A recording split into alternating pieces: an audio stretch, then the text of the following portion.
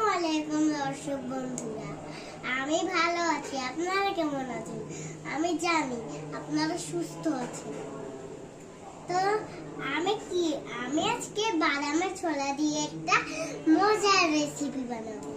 তো চলো শুরু করা যাক।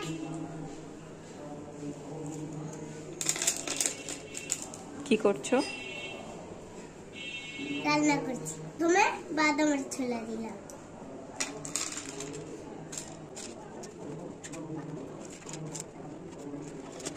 আমি দিয়ে দিলাম একটু মরিচ গুঁড়া, লবণ, হলুদ, তারপর কি জিরা,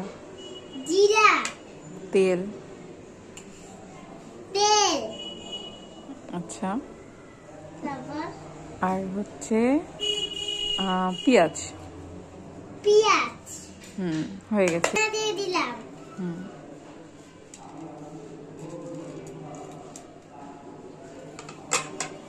কতক্ষণ রাখতে হবে ঢাকনা দিয়ে? 10-12 দিন। 10-12। ঢাকনা করে কি অবস্থা! ওয়াও, হয়ে গেছে, সিদ্ধ হয়েছে। একটু টেস্ট করে দেখো তো।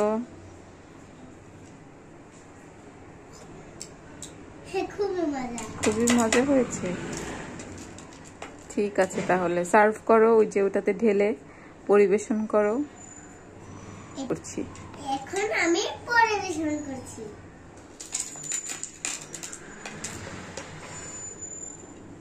বাহ, খুব সুন্দর হয়েছে। তো খেয়ে টেস্ট করে দেখো কেমন হচ্ছে। দাঁড়াও, একটু জিরের মশলা দিয়ে দিই। একটু একটু একটু ধনেপাতাও দিয়ে দিই। ধনেপাতাও দিয়ে দিচ্ছ? আচ্ছা, একটা কাঁচামরিচও দাও তাহলে। ঠিক আছে।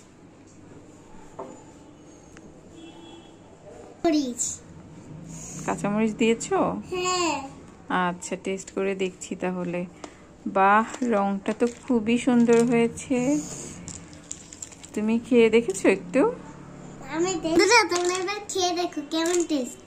তারপরে বলবা যে।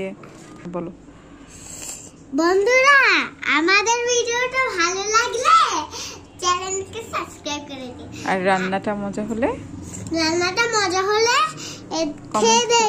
তোমরাও চাইলে এই খাবারটা বাদামের ছোলা খেয়ে তারপর বাদামের খোসাগুলোকে তারপর রান্না করতে পারো। Bye bye. আগে আমি টেস্ট করে দেখি কেমন। আচ্ছা।